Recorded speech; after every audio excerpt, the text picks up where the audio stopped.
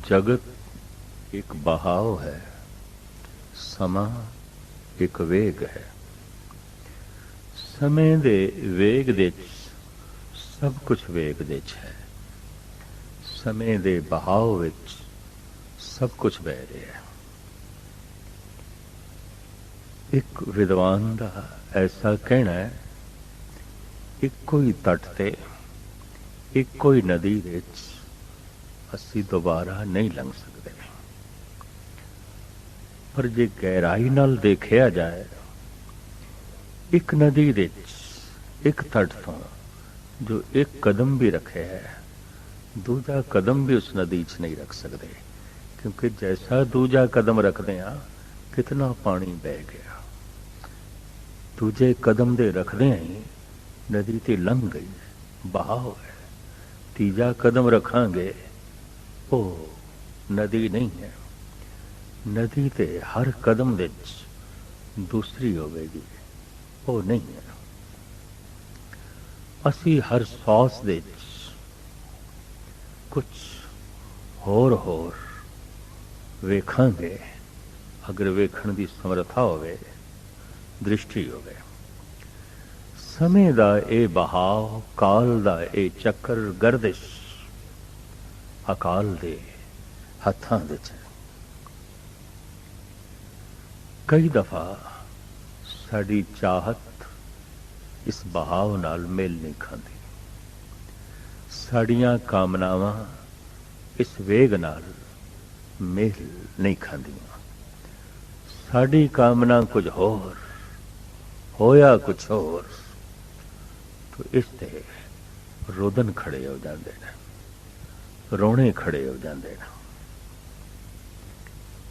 और अज तक अरबां खरबां सालां तो जदों दा यह मनुखी जीवन आरंभ होया है, मनुख ते रोंदा ही रहा, रोंदा ही रहा, रोंदा ही रहा। दार्शनिक ऐसा कहते ने, सत समुद्रां विच भी इतना पानी नहीं जितना पानी मनुख दी अखां चों निकल चुके हैं और अजे भी निकल रहे हैं। वगदे हुए पहाड़ां दे कई झरने सुक जाते हैं, लेकिन अखां दे झरने ते अजे भी नहीं सुके। जे आदि मनुख रोया है, बहुत रोया है, तो अज दा भी मनुख रो रहा है, रो रहा है, घर घर रोना ही ने। रोना की है, मैं चाहया कुछ और सी, होया कुछ और है। और ऐसा रोज हो रहा है। भगत कबीर कहते ने, जो मैं चितवों ना करे, क्या मेरे चितवे होए, अपना चितव्या हर करे। जो मेरे चित ना होए। संसार दे जो कुछ हो रहा है, प्रभु तो हो रहा है, मैं तो नहीं हो रहा। मैं सिर्फ उस होनी नाल सहमत होना। जो होनी नाल सहमत हो गया, परमात्मा नाल सहमत हो गया, और जो परमात्मा नाल सहमत हो गया, परमात्मा नाल जुड़ गया।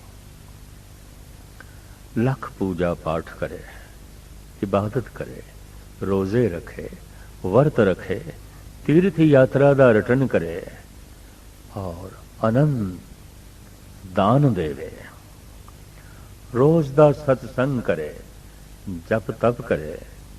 अगर होनी नाल सहमत नहीं तो अजे परमात्मा तो ये कोसों दूर है, कोसों दूर है।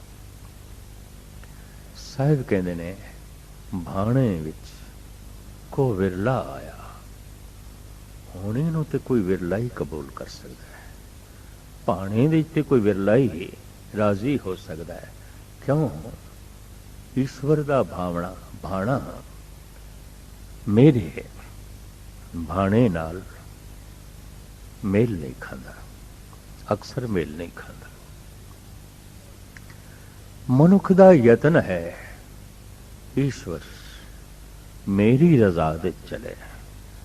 ਅਗਰ ਉਹ ਮੇਰੀ ਰਜ਼ਾ ਦੇ ਚਲੇ, ਮੇਰੇ ਬਾਣੇ ਦੇ ਚਲੇ, ਮੈਨੂੰ ਫਿਰ ਉਸ ਨੂੰ ਪੂਜਣ ਦੀ ਕਿਉਂ ਲੋੜ ਹੈ? ਮੈਂ ਸਜਦਾ ਕਿਉਂ ਕਰਾਂ? मैं प्रस्तिश क्यों करा?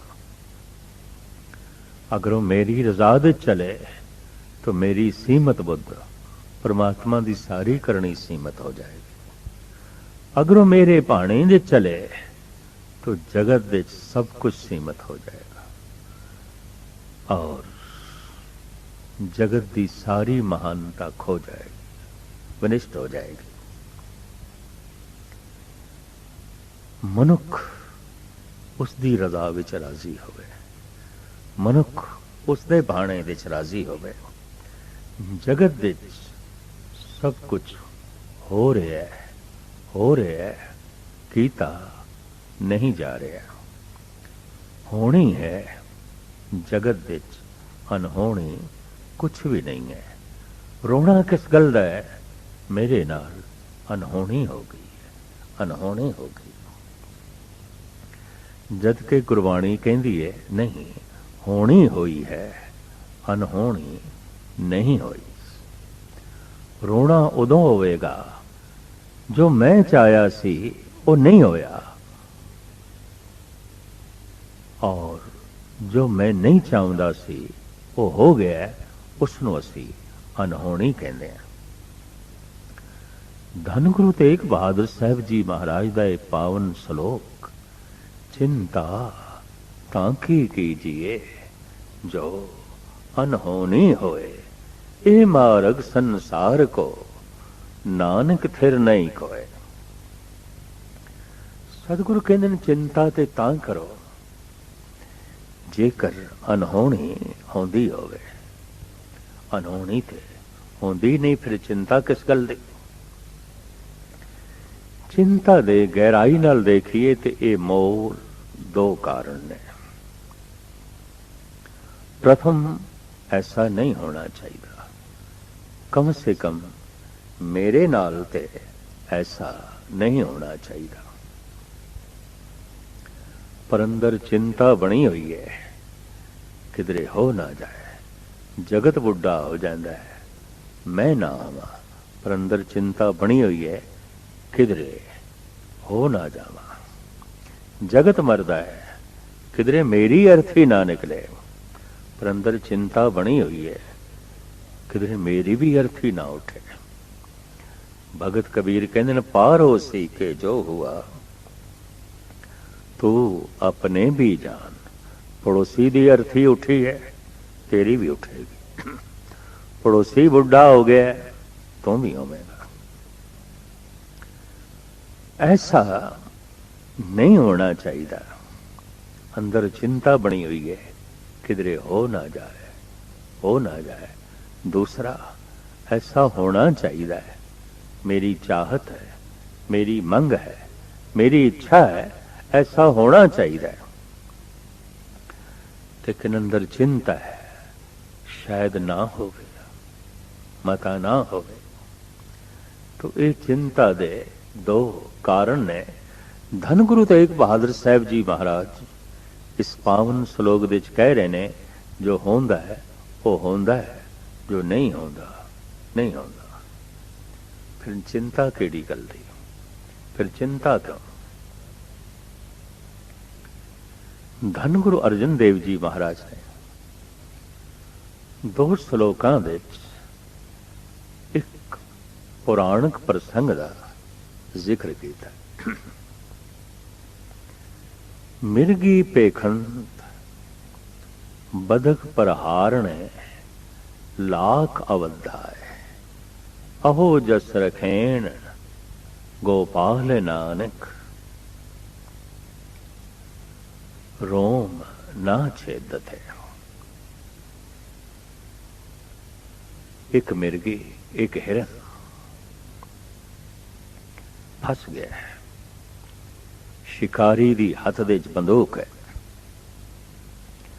और सामने शिकारी ने जाल तणिया होया है। एक पासे शिकारी दा कुत्ता है और एक पासे शिकारी ने झाड़ियां ਨੂੰ ਅੱਗ ਲਾ ਦਿੱਤੀ ਹੈ। हिरन ਦੇ ਨਿਕਲਣ ਲਈ ਕੋਈ ਰਸਤਾ ਨਹੀਂ। ਕੁੱਤਾ ਬੈਠਾ ਸਾਹਮਣੇ, जाल एक पासे तनी हुई, अग लगी हुई एक पासे, और एक पासे शिकारी भरी हुई बंदूक लेके आप बैठा। मिर्गी पेखंत बदक पर हारणे लाख अवधाए, अहो जस रखेण गोपाले नानक, रोम न छिदते देव नेत्र। ਇਹ ਹਿਰਨੀ ਖੜੀ ਹੈ, ਆਪਣੇ ਆਪ ਨੂੰ ਚਾਰੋਂ ਪਾਸੇ ਫਸਿਆ ਹੋਇਆ ਵੇਖ ਰਹੀ ਹੈ। ਨਿਕਲਣ ਦਾ ਕੋਈ ਉਪਰਾਲਾ ਨਹੀਂ, ਕੋਈ ਰਸਤਾ ਨਹੀਂ। ਪ੍ਰਾਰਥਨਾ ਕਰਦੀ ਹੈ ਔਰ ਕਿਸੇ ਹੱਦ ਤੱਕ ਗਹਿਰੀ ਪ੍ਰਾਰਥਨਾ ਉਦੋਂ ਨਿਕਲਦੀ ਹੈ ਜਦ जीव चारों पासे फसे होया हुआ। अगर देखा जाए तो मनुख हर वक्त होनी दी गर्दिश दे है, होनी दे फसे होया है।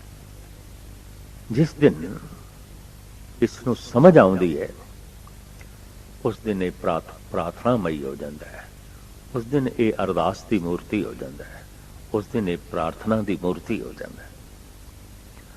और वही प्रार्थना प्रार्थना है, वही अरदास अरदास है, वो व्यर्थ भी नहीं जाती। बिरथी कदे न हो गई जन की अरदास। शिकारी निशाना बनांदा है हिरन दा, पिछों सप आया, उन्हें डंग मारिया शिकारी दे पैर ते। शिकारी कोलों बंदूक चल गई, निशाना खता चला गया, गोली जा लगी कुत्ते नो। जोर दी हवा चली, जाल उड़ गई, मींह पै गया, अग्नि शांत हो गई, बुझ गई आग, उड़ गया जाल, मर गया कुत्ता और शिकारी भी मुंह दे बाहर गिर गया। चारों पासे औकड़ा ही औकड़ा, चारों पासे जो मिर्गी बनी हुई सी, और चारों दिशावां खुलियां ने, किसी पासे भी जा सकती है। साहब के दिन शिकारी ने ते चाया सी कि मेरा शिकार है, पर होनी शिकारी दा शिकार कर गई। मिर्गी पेखंत बदक पर हारणे लाख अवधाए, अहो जस रखेण गोपाले नानक, रोम न छिदते।